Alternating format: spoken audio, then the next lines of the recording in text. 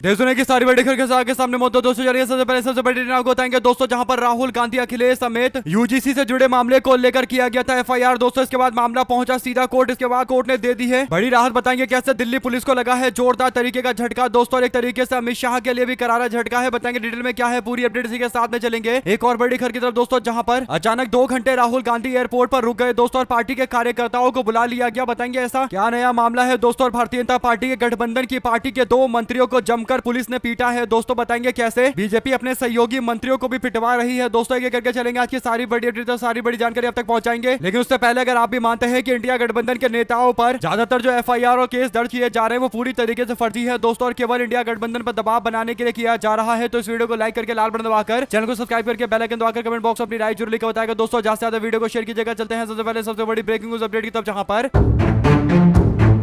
6 फरवरी को दिल्ली के जंतर मंतर पर जोरदार तरीके का आंदोलन हुआ था दोस्तों। इस आंदोलन में इंडिया गठबंधन की एक एक पार्टी के बड़े बड़े नेता शामिल हुए थे दोस्तों, यहां तक कि राहुल गांधी अखिलेश यादव भी इसमें शामिल हुए थे। यूजीसी से जुड़े नए नियम का विरोध किया जा रहा था दोस्तों, यानी जो नया नियम यूजीसी लेकर आया हुआ था, जिसमें वाइस चांसलरों के अपॉइंटमेंट को लेकर यानी उनकी नियुक्ति को लेकर राज्य सरकार की शक्तियों को कम किया गया था दोस्तों। इन्हीं बातों को लेकर जोरदार तरीके का विरोध था, और डीएमके के छात्र संगठन ने यह विरोध बुलाया था, जिसमें राहुल गांधी के साथ साथ डीएमके के नेता पी विल्सन और कन्नी मोजी और ए राजा भी मौजूद थे दोस्तों, और अखिलेश यादव भी मौजूद थे। इन सारे नेताओं की मौजूदगी में सबने मिलकर डीएमके पार्टी यानी राज्य की पार्टी तमिलनाडु की पार्टी का पूरी तरीके से समर्थन किया दोस्तों, और यूजीसी के नए तरीके के बदलाव और ड्राफ्ट का विरोध किया गया। इसके बाद इंडिया गठबंधन के वरिष्ठ नेताओं के ऊपर एफआईआर दर्ज करवा दिया गया दोस्तों। जो अपडेट है वो ये कि दिल्ली पुलिस ने एफआईआर दर्ज करते हुए कह दिया कि बिना अनुमति के प्रदर्शन किया गया, और इस प्रदर्शन से लॉ एंड ऑर्डर को काफी ज्यादा नुकसान हो सकता था। यही सारे कारण देकर मामला दर्ज किया गया दोस्तों। हालांकि जब कोर्ट में पहुंचा मुद्दा, तो कोर्ट ने पूछ लिया कि कौन से जांच अधिकारी की रिपोर्ट के आधार पर ये आपने एफआईआर दर्ज की है, बताइए। इसके बाद कोई जवाब नहीं था पुलिस वालों के पास दोस्तों। इसके बाद एफआईआर जो बीएनएस की धारा 215(1)(a) के तहत की गई थी, इसे पूरी तरीके से रद्द कर दिया गया दोस्तों, और कह दिया गया कि पुलिस के पास कोई जवाब नहीं है इस मामले पर। एफआईआर को पूरी तरीके से रद्द कर दिया गया है दोस्तों। ये इंडिया गठबंधन के खिलाफ एकजुटता के खिलाफ की गई कार्रवाई थी, यानी पूरी तरीके से दिल्ली पुलिस गृह मंत्रालय के अंतर्गत आती है दोस्तों, अमित शाह के अंतर्गत आती है, और ऐसे में इंडिया गठबंधन का जो भी प्रदर्शन होता है उस पर अगर ऐसी एफआईआर की जा रही है, तो इसका सीधा मतलब यह है कि इंडिया गठबंधन के पार्टी के नेताओं को डराया जा रहा है कि अगर आप लोग एकजुट होकर जंतर मंतर पर भी प्रदर्शन करेंगे, जो प्रदर्शन के लिए ही बनाई गई है, तो भी आप लोगों के ऊपर एफआईआर दर्ज कर दिया जाएगा। अगर आप भी मानते हैं कि यह साफ तौर पर संकेत देता है कि कहीं ना कहीं इंडिया गठबंधन की एकजुटता को कमजोर करने की कोशिश के तहत किया गया एफआईआर जो पूरी तरीके से फेल हो गया है, और कोर्ट ने इस पर रोक लगाकर रद्द कर बता दिया है कि अमित शाह जो कोशिश कर रहे हैं उसमें बार बार इस तरीके से फेल होंगे। जो भी आपको लगता है दोस्तों लिखकर जरूर बताएगा। ज्यादा से ज्यादा वीडियो को अपने लोगों तक शेयर कीजिएगा। चलते हैं एक और बिग न्यूज अपडेट की तरफ, जहां पर अचानक से राहुल गांधी एयरपोर्ट पर 2 घंटे रुक जाते हैं दोस्तों, और पार्टी के कार्यकर्ताओं को मिलने के लिए बुला लेते हैं। अपडेट यह है कि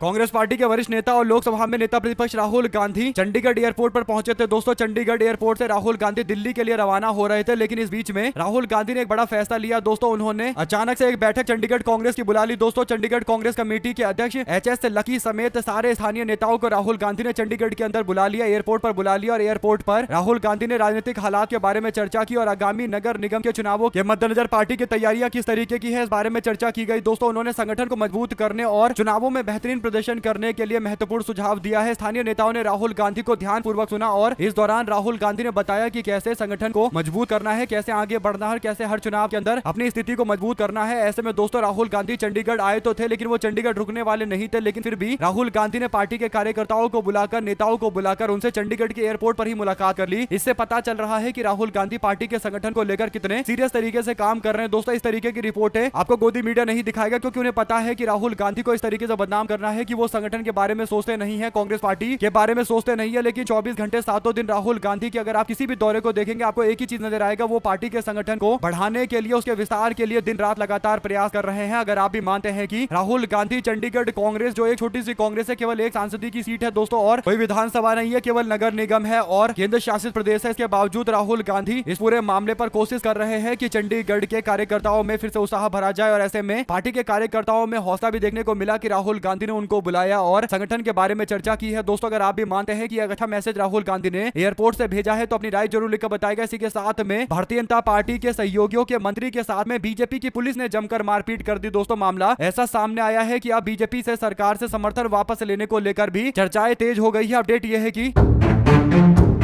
महाराष्ट्र स्थित सतारा जिला परिषद के अध्यक्ष के चुनाव को लेकर शिवसेना और पुलिस के बीच में जोरदार तरीके का घमासान हो गया दोस्तों। यानी दो बीजेपी के सहयोगी पार्टी जो महाराष्ट्र में बीजेपी के साथ मिलकर सरकार चला रहे हैं, एक तो शिवसेना एकनाथ शिंदे है दोस्तों और दूसरे एनसीपी एपी के लोग हैं, यानी अजित पवार गुट के नेता है। तो ऐसे में दोनों पार्टी के मंत्रियों के साथ में बीजेपी सरकार की पुलिस ने जबरदस्त तरीके का दुर्व्यवहार किया है दोस्तों। आपको बता दें कि सतारा जिले के परिषद के अध्यक्ष के चुनाव को लेकर भारतीय जनता पार्टी के खिलाफ उसके दोनों सहयोगी एकजुट हो गए थे, यानी एनसीपी एपी अजित पवार गुट और दूसरा एकनाथ शिंदे गुट ने मिलकर गठबंधन बना लिया था। और दोनों के साथ में आने के बाद पार्षदों की संख्या 35 हो गई थी, यानी 33 का आंकड़ा चाहिए था बहुमत के लिए और दोनों पार्टियों ने मिलकर 35 का आंकड़ा इकट्ठा कर लिया था। लेकिन भारतीय जनता पार्टी जिसके पास सतारा जिले के अंदर केवल 27 पार्षदों का समर्थन था, इसके बावजूद बहुमत के लिए 33 का आंकड़ा बीजेपी को चाहिए था दोस्तों। फिर भी बीजेपी ने अपने सहयोगियों के खिलाफ ऑपरेशन कमल चला दिया और अपने सहयोगियों के पार्टी के लोगों को ही तोड़ लिया। अध्यक्ष का चुनाव जीतने के लिए शिवसेना के 3 लोगों को बीजेपी ने अपने पक्ष में वोट करवाया दोस्तों ऑपरेशन कमल चलाकर, जबकि एनसीपी के 2 लोगों को बीजेपी ने अपनी पार्टी में शामिल करवाया, इसके बाद वोट करवाया और एक निर्दलीय का वोट लेकर बीजेपी ने है और वोटर इकट्ठा किए और इसके बाद बीजेपी ने अध्यक्ष का चुनाव जीत लिया दोस्तों। यानी ऑपरेशन कमल चलाकर भाजपा ने अपने सहयोगी शिवसेना और एनसीपी दोनों को कमजोर कर डाला दोस्तों। बड़ी बात यह है कि इस दौरान इस पूरे चुनाव की मॉनिटरिंग करने के लिए और शिवसेना और एनसीपी के खाते में, उनके गठबंधन के खाते में अध्यक्ष का पोस्ट जाना चाहिए, इसके लिए सतारा जिला भेजे गए थे मंत्री शंभूराज देसाई जो एनसीपी के नेता है दोस्तों। और एक और कैबिनेट मंत्री मकरंद पाटिल ने बताया कि सभागार के अंदर वे सब लोग मौजूद थे जहां पर पुलिस प्रशासन के साथ में एनसीपी और शिवसेना के लोगों की आपस में धक्का मुक्की हो गई। इसके बाद पुलिस वालों ने धक्का मुक्की की, 20 से 25 पुलिस कर्मियों ने मंत्री शंभूराज देसाई के साथ में धक्का मुक्की की दोस्तों। मामला इतना बड़ा था कि शिवसेना और एनसीपी के मंत्रियों को भी कोई इज्जत नहीं दी गई दोस्तों, उनके साथ में जोरदार तरीके का दुर्व्यवहार किया गया। सोचिए जब एक राज्य के मंत्री के साथ इस तरीके का दुर्व्यवहार चल रहा है तो इनका राज्य सरकार में क्या ही दबदबा होगा। यानी मंत्री को देखकर तो अधिकारी पूरी तरीके से सकपका जाते हैं, लेकिन यहाँ तो अलग ही मामला है दोस्तों, क्योंकि भारतीय जनता पार्टी के नेता को जितवाना था और इसीलिए पुलिस पूरी तरीके से बीजेपी के साथ मिलकर काम कर रहे थे। ये सारे आरोप बीजेपी के अपने सहयोगियों ने ही लगाया है दोस्तों। इससे पता चलता है कि महाराष्ट्र के अंदर भारतीय जनता पार्टी अपने सहयोगियों का कितना सम्मान करती है कि एक मंत्री और सांसद और वरिष्ठ नेताओं को भी पुलिस वाले धक्का मुक्की कर रहे हैं, जबकि उनकी सरकार है राज्य के अंदर। अब इस मामले को लेकर एकनाथ शिंदे ने कहा कि मुझे बता दिया गया है, पूरे मामले के बारे में मैंने कहा है कि जांच पड़ताल की जाएगी और देवेंद्र फडणवीस से भी बात की है। ऐसे में दोस्तों देवेंद्र फडणवीस भी कह रहे हैं कि जांच करवाएंगे, लेकिन देखा जाए तो भारतीय जनता पार्टी ने ऑपरेशन कमल चलाकर अपना काम पूरा करवा लिया दोस्तों। और मंत्रियों को भी उनकी हैसियत बता दी कि वो मंत्री जरूर है, लेकिन उनके मंत्री की पावर वाली कोई बात महाराष्ट्र के अंदर है नहीं, क्योंकि महाराष्ट्र में भारतीय जनता पार्टी दोनों पार्टियों को कंट्रोल करती है, शिवसेना और एनसीपी दोनों को। दोनों पार्टियों को पता है कि अगर वो बीजेपी से अलग जाएंगे तो भाजपा उनके साथ खेला कर देगी और इसीलिए दोनों पार्टी के मंत्रियों का पता चल गया होगा कि उनके पार्टी का कितना सम्मान है भाजपा में। आप लोग अपनी राय जरूर लिखकर बताएगा दोस्तों, ज्यादा से ज्यादा वीडियो को शेयर कीजिएगा। साथ साथ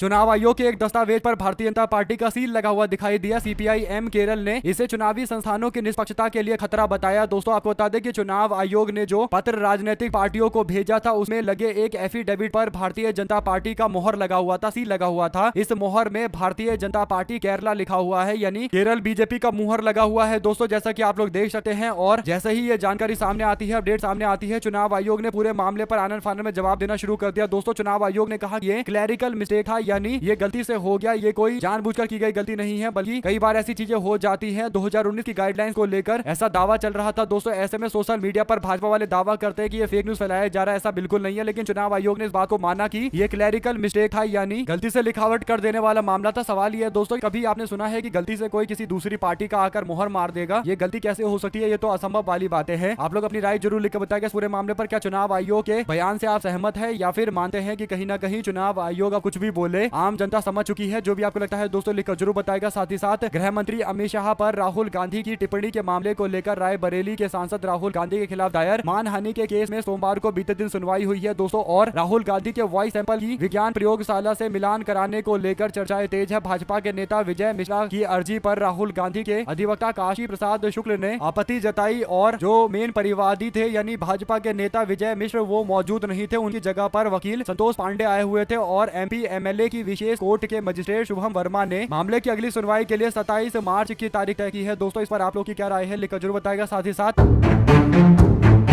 राहुल गांधी गुजरात में भाषण दे रहे थे दोस्तों, और भाषण में राहुल गांधी आदिवासी समाज के लोगों को संबोधित कर रहे थे। इस दौरान राहुल गांधी कहते हैं कि मैंने सुना है कि प्रधानमंत्री ने आज संसद में आकर 25 मिनट का भाषण दिया है। लोकसभा में नरेंद्र मोदी का भाषण हुआ है। राहुल गांधी जो बोल रहे थे बात सच है दोस्तों, नरेंद्र मोदी भाषण दे रहे थे संसद भवन के अंदर, लेकिन राहुल गांधी एक दिलचस्प बात बोलते हैं। वो कहते हैं कि मैं यहाँ पर भाषण दे रहा हूँ और नरेंद्र मोदी को लेकर अपडेट ये है कि उन्होंने 25 मिनट का भाषण दिया है, लेकिन मैं ये गारंटी के साथ कह सकता हूँ कि उन्होंने संसद के अंदर डिबेट नहीं कराया होगा, क्योंकि कॉम्प्रोमाइज्ड है प्रधानमंत्री। और एक शब्द भी उन्होंने भारत और अमेरिका के बीच में हुए कारोबारी डील के बारे में नहीं बोला होगा, एफसीन के बारे में नहीं बोला होगा, अडानी के बारे में नहीं बोला होगा। और बिल्कुल बात सही है दोस्तों, एक शब्द भी नरेंद्र मोदी के मुंह से इन सारे मुद्दों को लेकर नहीं निकला। और यहाँ तक कि एमएम नरवणे वाले मामले को लेकर भी बीजेपी का कोई नेता, यहाँ तक कि प्रधानमंत्री कोई बयान नहीं दे रहा दोस्तों। नरेंद्र मोदी 25 मिनट का भाषण आकर दे गए, उसमें सरकार की एक तरफा बात बोलकर चले गए, वो सारी बातें बताकर गए जो जनता को पहले से ही पता है दोस्तों। आम जनता तो चाहती है कि बहस हो, ताकि सबको पता चले कि आखिर देश के अंदर एलपीजी के सिलेंडर हो या फिर तेल हो या फिर महंगाई का पूरा एक रोड मैप हो, किस तरीके से भाजपा सरकार काम कर रही है और कितना देश के अंदर पेट्रोल डीजल ये सब बचे हुए हैं और गैस की किल्लत को कैसे दूर किया जाएगा। इन बातों पर चर्चा जगह बहस की जगह नरेंद्र मोदी एक तरफा आकर अपना भाषण पढ़कर चले गए। राहुल गांधी ने जो बात बोली है दोस्तों एकदम सही है, तो आप लोग अपनी राय जरूर लिखकर बताएगा। और क्या उमर खालिद को कांग्रेस पार्टी को राज्यसभा भेजना चाहिए, इस बात की चर्चाएं राजस्थान में तेज हो गई है दोस्तों। अपडेट ये है कि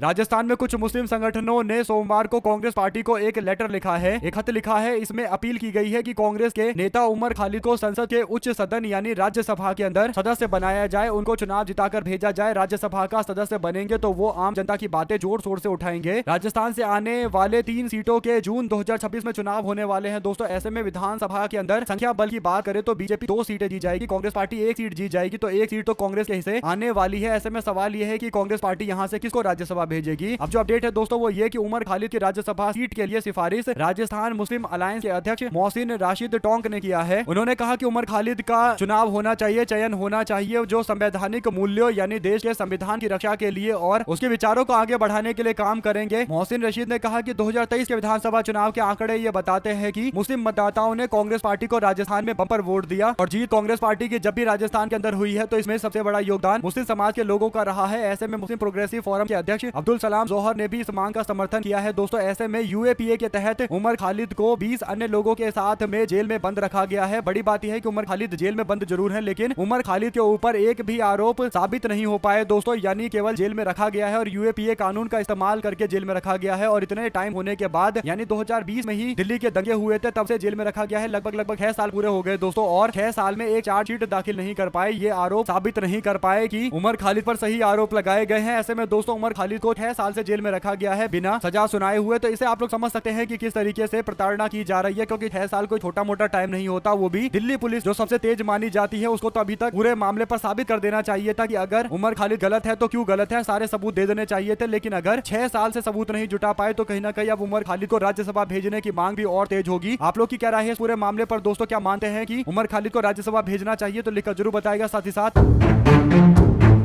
विपक्ष का नेता अगर कोई छोटी सी भी गलती करे दोस्तों तो उस पर तुरंत कार्रवाई हो जाती है। आप लोगों को मध्य प्रदेश का एक मामला याद होगा, जब कांग्रेस पार्टी के विधायक को विधायकी से हटा दिया गया था और उनकी जगह दूसरे नंबर के नेता और बीजेपी के नेता को विधायकी की जिम्मेदारी यानी विधायक बना दिया गया था दोस्तों। ऐसे में मामला अब सुप्रीम कोर्ट भी पहुंच चुका है। लेकिन दूसरी ओर भारतीय जनता पार्टी के केरल के प्रदेश के अध्यक्ष है राजीव चंद्रशेखर, जो चुनाव लड़ रहे हैं नेमोम विधानसभा क्षेत्र से यानी तिरुवनंतपुरम के अंतर्गत आने वाले इस सीट से चुनावी मैदान में उतरे हुए दोस्तों। लेकिन भाजपा के नेता के एफिडेविट में 49,000 स्क्वायर फीट का एक बंगले का कहीं दूर दूर तक जिक्र नहीं है, जबकि उन्होंने 2024 के चुनाव के दौरान जो हलफनामा दिया था, चुनावी हलफनामा दिया था, इसमें साफ तौर पर बताया था कि उनके पास बेंगलुरु के अंदर एक बंगला है जो 49,000 स्क्वायर फीट का है, जिसकी कीमत की बात करें तो तकरीबन 400 करोड़ के आसपास में है और 250 करोड़ तो उसकी जमीन की कीमत होगी दोस्तों। यानी बेंगलुरु के मेन सिटी के अंदर 49,000 स्क्वायर फीट की जमीन है, इतनी बड़ी जमीन है और इसका कोई जिक्र बीजेपी के नेता ने अपने हलफनामे में नहीं किया। तो इससे पता चल रहा है कि भाजपा का नेता किस तरीके से इतने बड़े मामले को छुपा रहा है दोस्तों। कर्नाटका सरकार को कुछ दिनों पहले ही इस जमीन के ऊपर टैक्स दिया गया था, होम टैक्स दिया गया था, जिसमें साफ तौर पर बीजेपी के नेता राजीव चंद्रशेखर का नाम है दोस्तों, जिसे खुलकर छुपाया गया है। अगर आप भी मानते हैं कि नामांकन रद्द होना चाहिए बीजेपी के नेता को और इसे चुनाव लड़ने की इजाजत नहीं मिलनी चाहिए, ये काफी गंभीर मामला है, तो लिखकर जरूर बताएगा। ज्यादा से ज्यादा वीडियो को शेयर कीजिएगा दोस्तों। चलते हैं एक और बिग न्यूज अपडेट की तरफ, जिसमें तमिलनाडु के विधानसभा चुनाव को लेकर राष्ट्रीय जनतांत्रिक गठबंधन यानी एनडीए में सोमवार को सीटों के बंटवारे को लेकर अपडेट आई है। बीजेपी 234 सीटों में से 27 27 सीटों पर चुनाव लड़ने जा रही है। तमिलनाडु में बीजेपी को AIADMK ने केवल 27 सीटें दी है, जबकि भाजपा 35 प्लस सीटें मांग रही थी। 178 सीटों पर AIADMK चुनाव लड़ेगी और PMK पार्टी तीसरी सबसे बड़ी पार्टी बनकर चुनावी मैदान में उतर रही है। 18 सीटें वे भी लड़ेंगे और अमा मकल मुन्नेत्र कगम यानी AMMK 11 सीटों पर चुनाव लड़ेगी। आप लोग इस पर क्या राय देना चाहते हैं दोस्तों, लिखकर जरूर बताएगा। साथ साथ चलते हैं एक और अपडेट की तरफ, जिसमें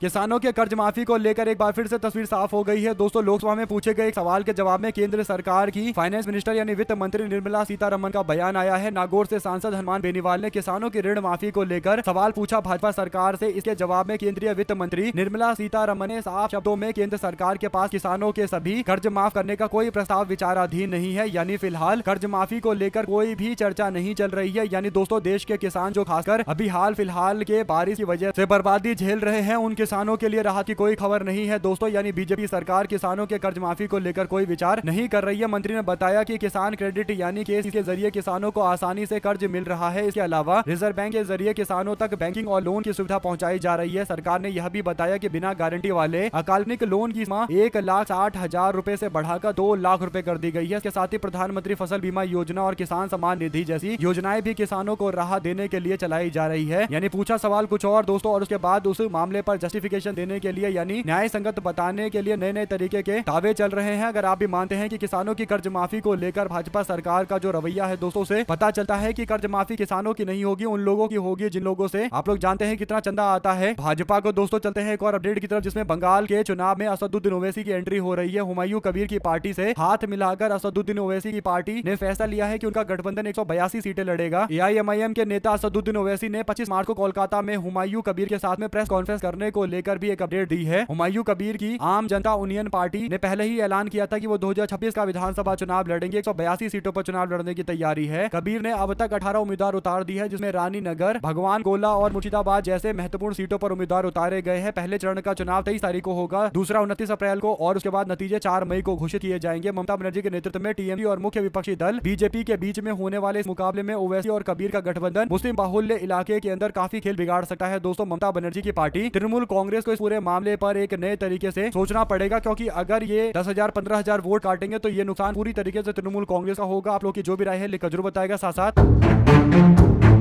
कहते हैं दोस्तों कि टाइम किसी को नहीं छोड़ता, टाइम सबके साथ में न्याय करता है, यानी जस्टिस कर देता है। कुछ ऐसा ही मामला सामने आया जहां पर प्रधानमंत्री नरेंद्र मोदी दावा करते हैं कि उन्होंने हाई लेवल बैठक बुलाई है और देश के अंदर LPG से लेकर पेट्रोल डीजल और सारी चीजें है या नहीं है और कितना है, कब तक चलेंगी और किस तरीके से और भी लाया जा सकता है, इन बातों पर चर्चा की गई है। प्रधानमंत्री नरेंद्र मोदी हाई लेवल बैठक कर रहे हैं, ये अपडेट न्यूज चैनलों के माध्यम से दिया गया दोस्तों। ऐसे में NI ने ये जो रिपोर्ट दी है, इस पर लोगों ने तंज कसते हुए कहा कि ये जो वीडियो नरेंद्र मोदी के ऑफिस का दिखाया जा रहा है कि नरेंद्र मोदी हाई लेवल बैठक कर रहे हैं, उस बैठक में नरेंद्र मोदी कुछ बोलते हुए दिखाई दे रहे हैं, लेकिन नरेंद्र मोदी क्या बोल रहे हैं ये आवाज तो आप लोगों ने म्यूट कर दी है। जब वीडियो बनाया होगा तब तो आवाज आ रही होगी, लेकिन आप लोगों ने म्यूट करके डाला हुआ है। यानी नरेंद्र मोदी जो एक टाइम में हमारे देश के पूर्व प्रधानमंत्री मनमोहन सिंह को मोहन सिंह बोलते थे, यानी जो चुप रहते हैं बोलते नहीं है वो प्रधानमंत्री बोलकर संबोधित करते थे। लेकिन आज की स्थिति यह है कि नरेंद्र मोदी खुद म्यूट प्राइम मिनिस्टर बन चुके हैं। यानी इनकी मीटिंग में ये बोल क्या रहे हैं प्रधानमंत्री, इस बारे में जनता जान ही नहीं सकती दोस्तों, क्योंकि Narendra Modi mute prime minister बन चुके हैं। अगर आप भी मानते हैं कि यही वो दिन है जिस पर अब कांग्रेस पार्टी को भाजपा पर निशाना साधना चाहिए दोस्तों, क्योंकि कांग्रेस के प्रधानमंत्री रहे मनमोहन सिंह को लेकर नरेंद्र मोदी ने ना जाने कैसे कैसे शब्दों का इस्तेमाल किया था। अब नरेंद्र मोदी और बीजेपी के लोगों में हिम्मत नहीं है कि वो अपने वीडियो में ऑडियो के साथ में वीडियो जनता के बीच में दिखा दे कि आखिर नरेंद्र मोदी मीटिंग में बोल क्या रहे हैं, क्योंकि जो कुछ भी नरेंद्र मोदी बोल रहे होंगे दोस्तों बाद में पता लगेगा कुछ ऐसा उल्टा बोल दिया कि लोगों ने उस बात को पकड़ लिया। जैसे कई बार नरेंद्र मोदी बोल जाते हैं कि पकौड़ा बेचना भी रोजगार है, कभी कई बार बोल जाते हैं कि बादलों के अंदर फाइटर प्लेन को छुपाया जा सकता है, कभी बोल जाते हैं कि नाले से गैस बन जाती है। तो शायद यही बड़ा कारण है कि भाजपा वाले डरते हैं दोस्तों, इसीलिए वीडियो तो दे देते हैं लेकिन ये नहीं बताते कि वीडियो में नरेंद्र मोदी बोल क्या रहे हैं। लोग सुनते हैं आखिर की प्रधानमंत्री क्या बोल रहे हैं, लेकिन बोलते हुए दिख रहे हैं दोस्तों, लेकिन ऑडियो ही नहीं जारी की गई। अगर आप भी मानते हैं कि नरेंद्र मोदी अब म्यूट प्राइम मिनिस्टर बन चुके हैं, यानी मौन प्रधानमंत्री बन चुके हैं, मोहन बता रहे थे आज खुद ही मौन PM बन चुके हैं, तो लिखकर जरूर बताएगा। साथ साथ